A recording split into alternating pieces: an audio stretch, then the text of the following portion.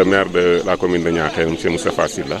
donc maire de la commune de Niakhène, expert comptable et président de la commission des finances. waaw jërëjëf comme ni ñu ko doon defee rek chaque année depuis 2014 dañ fi ñëwoon tey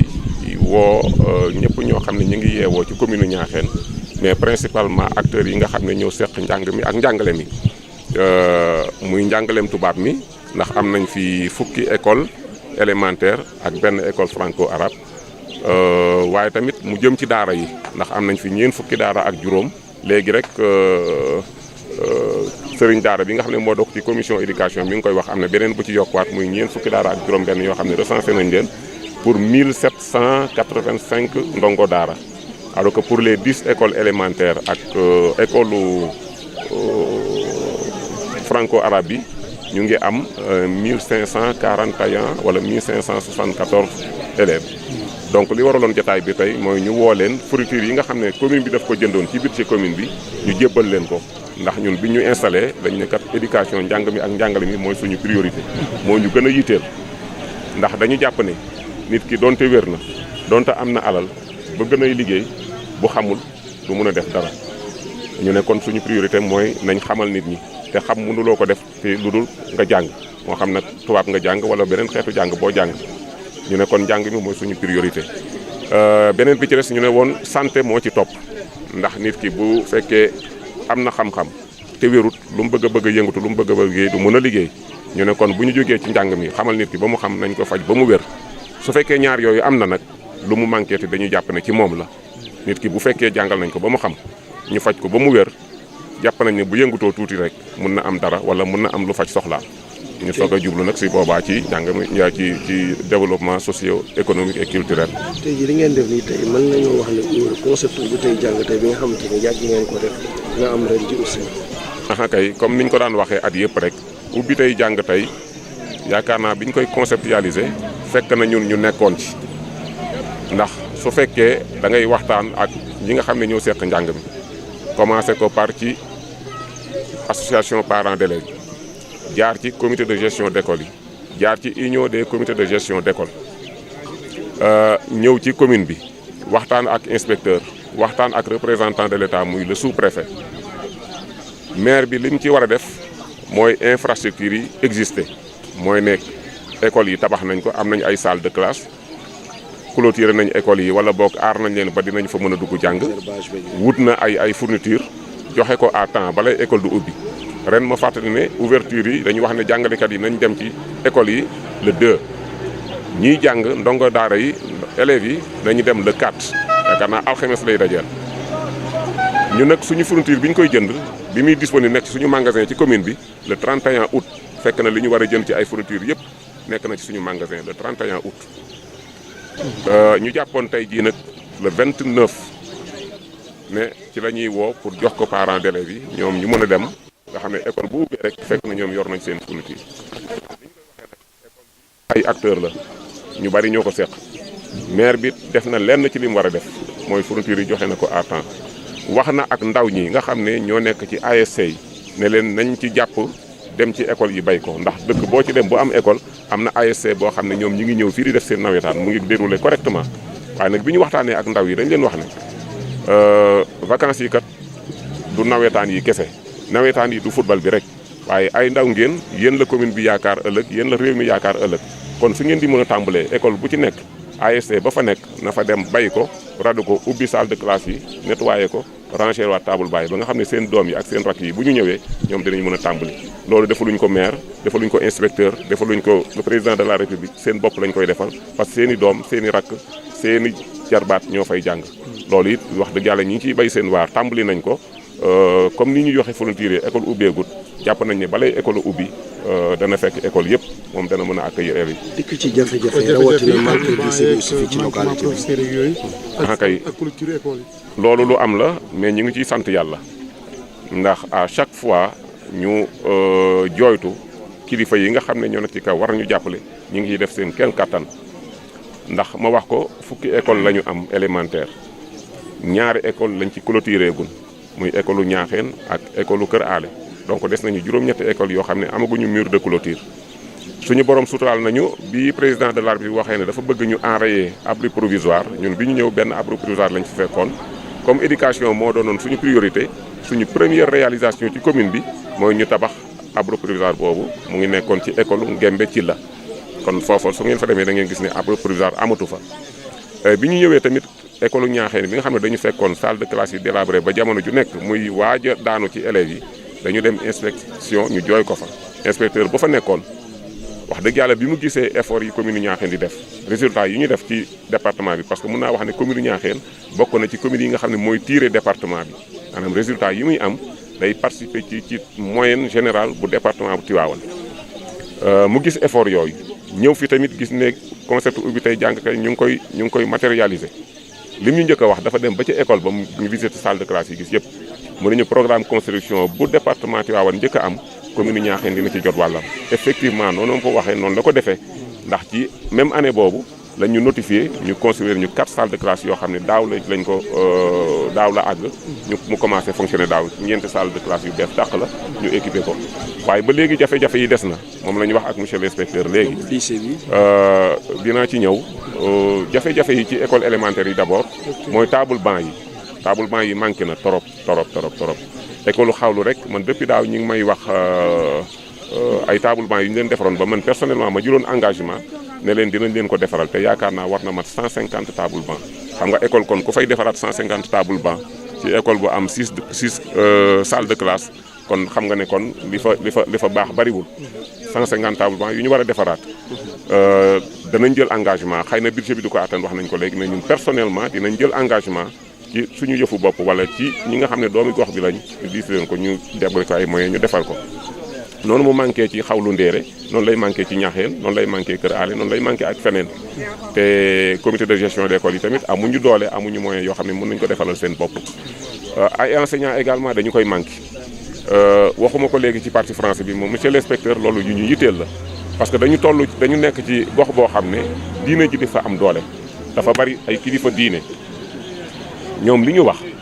soo gisee école bi effectif yi fi am mënoon nay gën a bëri mais ñu ci bëri dañuy préférer ñu jël seen doom ñu jaarale ko ci daara yi ba pare ba mu dem ba xelam ubbee ko ba mu fer iji wala boog ba mu toll benn niveau bi ñu soog koy dugal école ñu bëri nag wax ñu su fekkoon amoon nañu ay jàngale enseignant en langue arabe ñu nekk ci école yi xëy na seen doom dinañ leen mën a jël dugal leen directement ci école français bi dina mën a jàng français jàngale en même temps arabe bi wala alxuraan bi mu jàngale ko foofu luñ ci am baax na ci ñoom waaye nag ñàkk enseignant arabe yi ñu am ci école yi tax na léeg-léeg école bi da nga fa fekk effet dana am salle de classe dana am yëpp mais effectif ba nga fay fekk du ko tax am solo parce que man bu ma doonee julit damay bëgg sama doom bala ma koy dugal ci français bi mu xam dara ci alxuraan ji wala mu fer ji wala mu yeewu ci ma soog koy mën a dugal beneen jafe-jafe nag bi gën a mag xëy na sax du compétence transférée parce que enseignement moyen la te communes yi ñu ngi leen dénk enseignement élémentaire waaye nag man li may faral di wax yamuñu ci suñu domaine de compétence lépp loo xam ne laal na askan wi rek jàpp nañu suñu domaine la parce que soo demee ci code des collectivités locales code des collectivités territoriales le maire a une compétence générale à part les 9 domaines de compétence le maire a une compétence générale compétence générale boobu nag moo waral suñu doom yi nga xam ne dañuy am résultat yu baax bu ñu demee ba am seen BFEM wax dëgg yàlla pour ñu am fu ñu jàngee classe seconde bu ñu jàngee dafay xaw a doy waar. Cilmaxa moo fi am lycée 9 kilomètres la Pekes am na fi lycée 9 kilomètres la distance bi xëy na du bari mais famille d'accueil yi mooy poser problème ku nekk xam na ne jamono neexut bu fekkee da nga am élèves yu bëri yoo xam ne dañu war a génn nga war leen yóbbu ci ñaari dëkk yooyu ñi fa nekk ci ay mbokk duñu mën a accueillir ñëpp même bu ñu leen mënoon accueillir également xale bi ndegam bi mu juddoo bi mu màggee ba fii bi mu jàng yëpp fii génnul Ñaaxeen bu génnee ci environnement bu ma xamuloon rek mën na ko perturber ba ñu ci bëri bu ñu xasee ba génn année bi sax duñ ko far a àggale dañuy abandonné donc loolu joytu nañ ko bind nañ fi ñu war a bind yëpp am nañ ci yaakaar ne daal xëy na dinañ mën a kii laaj nga ko léegi ci partie français bi ndax am nañ locaux yoo xam ne dañ mën a abriter classe seconde kay am nañ ay salle de classe yu bees dàq yoo xam ne mu ngi ci wetu lycée bi mën nañ ko utiliser comme classe de seconde en attendant nag ñuy def ay effort te même bu dul loolu sax en tout cas au niveau de la commune ñun jëloon nañ engagement ak les parents d'élèves wala su fi local desee rek ñun mën nañ jël engagement ñu construire. clôture yi tamit am na problème. clôture yi am na problème wax naa ko léegi ndax 10 écoles la ñu am te ñaar rek moom lañ ci clôturé gun waaw budget bi nag moo ko yul ndax ñun commune Niakhène amuñu benn source de recette fonds de dotation fonds de concours rek ci la ñu mën a fonctionner te fonds yi taxu ko demee noonu suñu budget yaakaar naa cette année dañu ko wàññi l'année dernière ñu ngi amoon 17 millions fonds de concours kon cette année bu ñu joxee 13 millions dana xaw a doy waar. Je m'appelle Amadou Dia, je suis inspecteur de l'éducation et de la formation de Tivaouane. Voilà, est-ce que vous pouvez revenir waaw waaw tey nag ñu ngi fi Niakhène pour benn cérémonie ba nga xamante ne monsieur le maire moom moo ñu invité fii pour jagleel bés bi jox école yi ay fournitures scolaires bi ñu dégg nag ci waxtaan bi wax na fi ay jafe-jafe maanaam dafa am ay jàngalekat yu ñu affecté te kenn remplacé wu leen am na fi ay jafe-jafe ci ay table banc yu doyul am na aussi bëgg population bi pour que ñu ubbi ay classes de seconde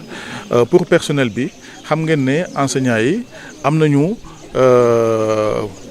possibilité at bu nekk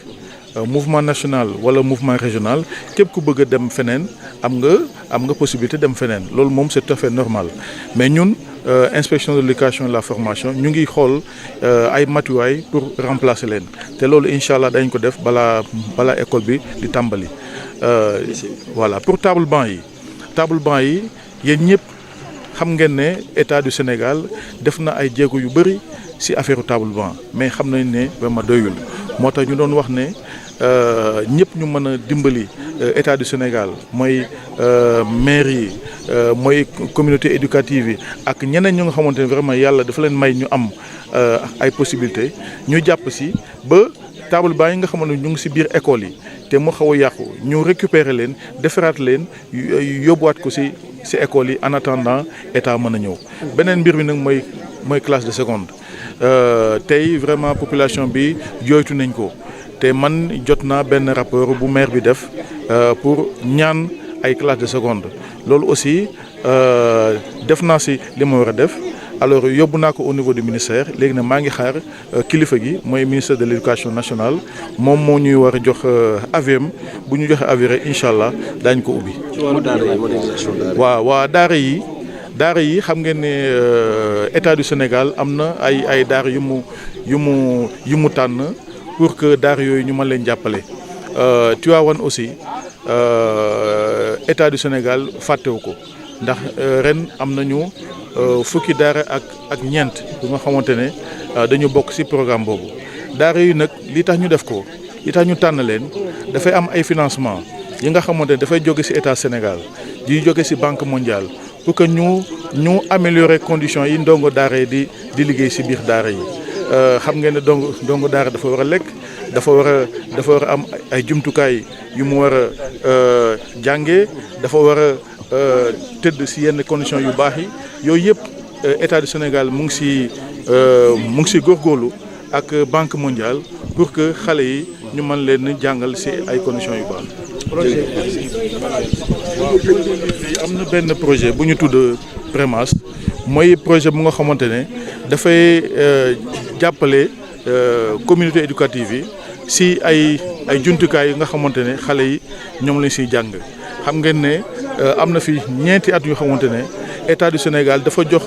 képp kuy jàng ci classe yu ndaw yi CI CP C1 ba C2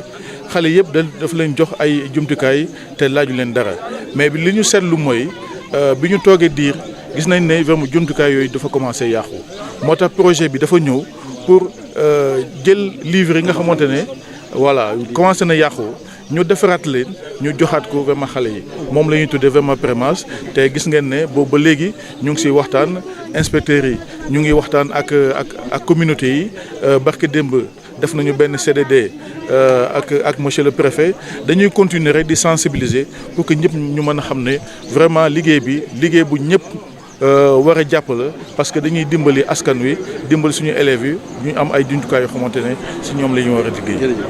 Conseil départemental de Tivaouane. On a confié les populations de la commune de Niakhène ainsi que tous les acteurs de l'éducation, à commencer par monsieur l'inspecteur de l'éducation et de la formation de Tivaouane et ses collaborateurs, monsieur le représentant de l'État, le sous-préfet de l'arrondissement de Niakhène, le chef de zone pédagogique la zone de Niakhène, les conseillers municipaux, les comités de gestion d'école, l'union des comités de gestion d'école, les associations parents d'élèves, et bref, tous les acteurs de l'éducation pour la remise des fournitures scolaires au titre de l'année scolaire 2018-2019 et également la remise des fournitures destinées aux Dara. Voilà, quels milieux d'école sont ciblés par cette cérémonie et les Dara aussi au niveau de la localité? Oui, dans notre commune, dans la commune de Niakhène, on a 10 écoles élémentaires et une école franco-arabe. Donc pour les fournitures destinées aux écoles élémentaires et à l'école franco-arabe, c'est réparti entre 11 écoles. Pour les Dara, on a recensé 45 Dara dans la commune, donc c'est 45 Dara qui sont recensés. Mais il y a d'autres Dara qui n'ont pas encore été recensés parce qu'ils n'ont pas voulu donner leur effectif. Mais les Dara officiellement recensés, le nombre est de 45. Alors, au niveau de l'IF de Tivaouane, on a constaté que Niakhène aussi fait partie des collectivités locales qui ont obtenu de bons résultats cette année. Oui, pas seulement cette année, mais depuis 2014. Parce que depuis notre prise de fonction, notre installation en juillet 2014, on a fait de l'éducation notre première priorité. L'éducation formelle comme l'éducation informelle. Quand je dis l'éducation formelle, je parle des écoles élémentaires. Quand je dis l'éducation informelle, c'est les Dara. Parce que jusqu'à présent, dans la commune de Niakhène, on avait simplement un Dara moderne. Tous les autres Dara, c'était des Dara traditionnels. Faisant de l'éducation notre priorité, on avait pris l'engagement depuis 2014 de doter tous les élèves et tous les Ndongo Dara qui ont été recensés de fournitures scolaires en quantité suffisante et à temps réel. C'est-à-dire, quand je dis à temps réel, c'est avant la rentrée des scolaires. Cette année, la rentrée est fixée au 2 octobre pour les élèves.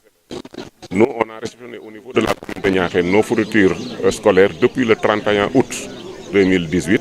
Donc, on avait choisi cette date aujourd'hui, le 29, pour mettre les fournitures à la disposition des élèves, des parents d'élèves. Nous sommes toujours dans le développement qui a les herbes dans les cours des écoles. Quelles sont les dispositions? Oui, on vient de le rappeler tout à l'heure lors de la cérémonie de remise. On n'a pas attendu cette journée pour mobiliser les associations sportives et culturelles, les ASC. C'est la période des Nawetan. Avant le démarrage de ces Nawetan, on avait instruit les ASC de faire des activités citoyennes. Les activités citoyennes, c'est d'aller dans les écoles, de faire le désherbage, d'ouvrir les salles de classe, de les nettoyer et de ranger les tables bancs. Non seulement pour les écoles, mais également pour les cimetières et les places publiques. Donc ce sont les ASC, les groupements de femmes qui sont mobilisés à travers les chefs de village et la commune pour le désherbage de toutes les écoles avant la rentrée effective. Ils ont commencé à désherber, pas toutes les écoles, mais ils ont commencé à désherber et espérons que d'ici le 4, tout le travail sera terminé. Et le Oubitei Diangaté sera une réalité aussi dans la localité. Souvent qu'on rencontre vos établissements, est-ce qu'il y a assez d'enseignants au niveau de la localité? Est-ce que aussi il existe des appuis provisoires?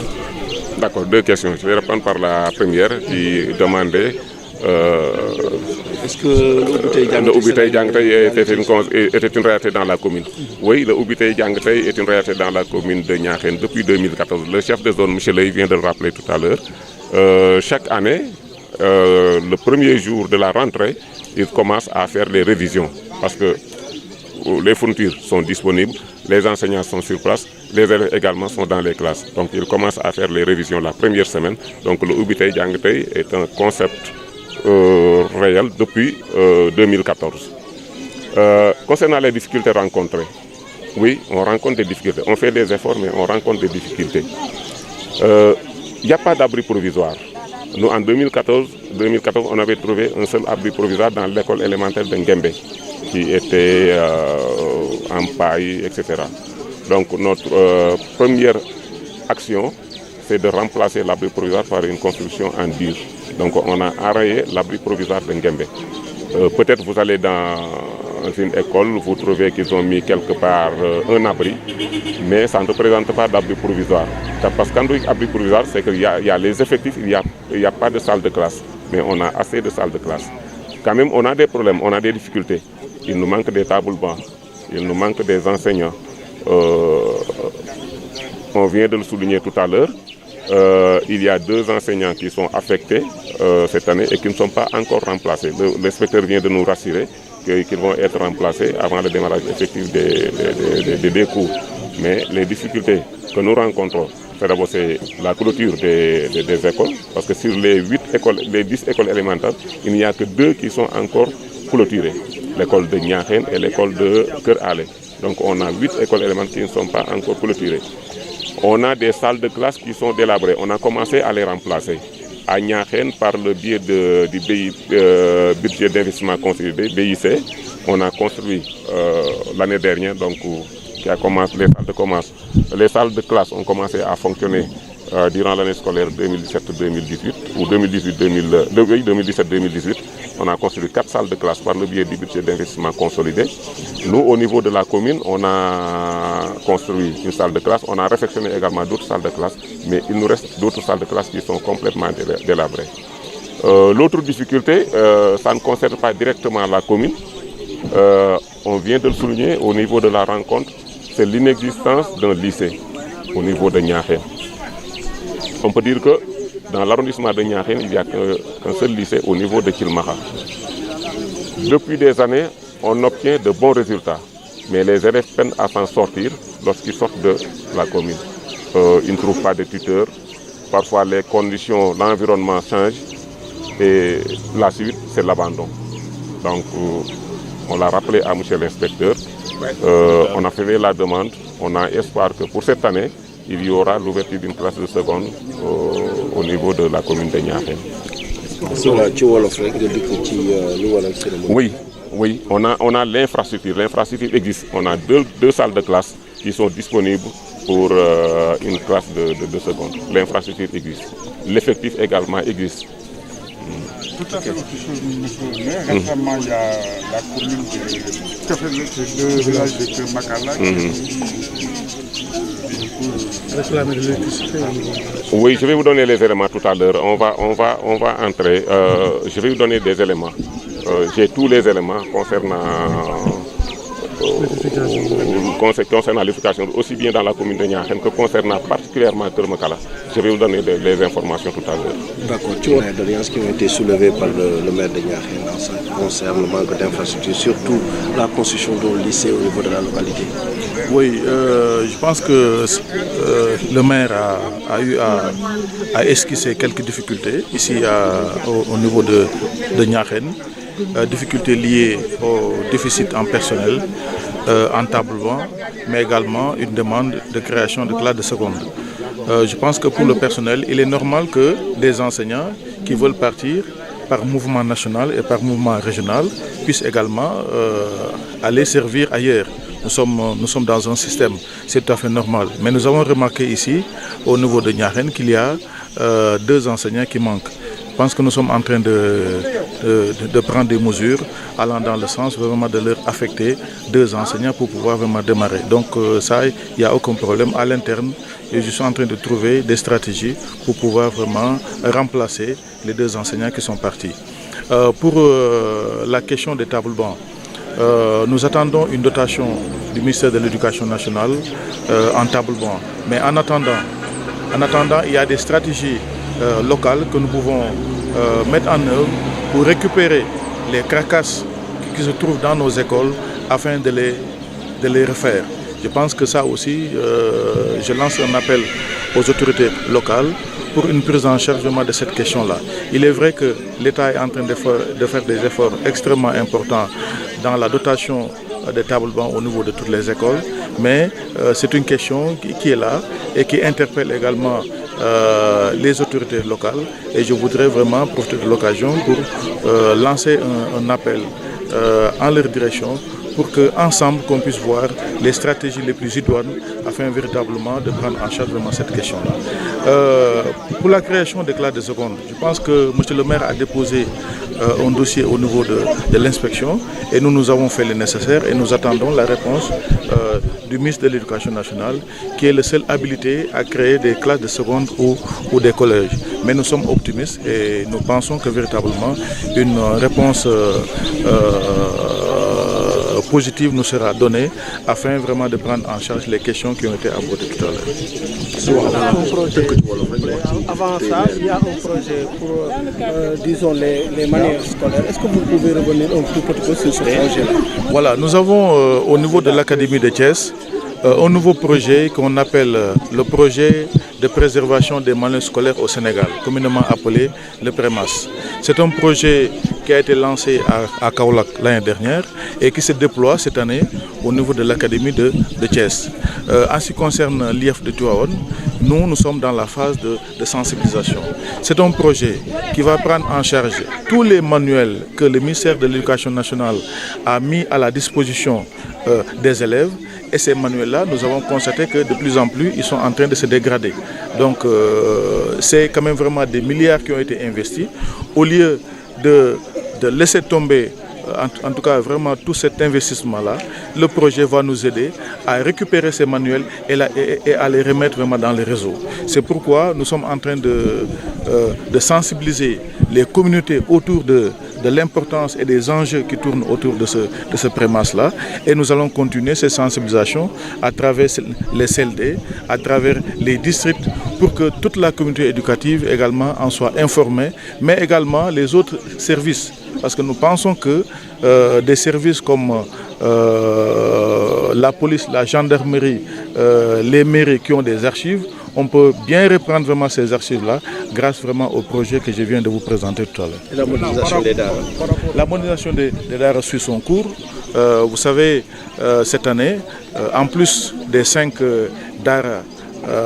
que l'IEF de Tivaouane a bénéficié avec la Banque mondiale, nous avons encore 9 DARA qui ont été choisis au niveau de l'IEF de Tivaouane. Donc ça nous fait un total de 14 DARA. Ces DARA vont être financés dans le cadre du partenariat entre le ministère de l'Éducation nationale et la Banque mondiale. Et nous osons espérer qu'avec ce choix, nos Dongo Dara vont travailler dans d'excellentes conditions parce qu'il y a un certain nombre vraiment d'activités qui sont liées à la prise en charge vraiment de ces arts et nous espérons que véritablement avec ces financements, les résultats vont suivre et nos élèves vont travailler dans de bonnes conditions. Qu'est-ce qui a été déterminant dans le choix de ces arts? Dans les choix des DAR, vous savez, il y a un certain nombre de critères. Les critères, parmi ces critères, il y a l'effectif. Il y a aussi l'adhésion, c'est important. Parce que nous voulons que dans ces DARA, qu'il y ait déjà l'apprentissage du français et des mathématiques. Donc il y a l'engagement communautaire à travers le Ndongo Dara qui doit signer un contrat de performance avec l'IEF. Sur la base d'un certain nombre d'engagements que lui-même il aura pris, mais sur la base également des engagements que l'IEF devra prendre pour que véritablement le travail qui est demandé dans les DARA, que ce travail-là puisse se faire de façon optimale.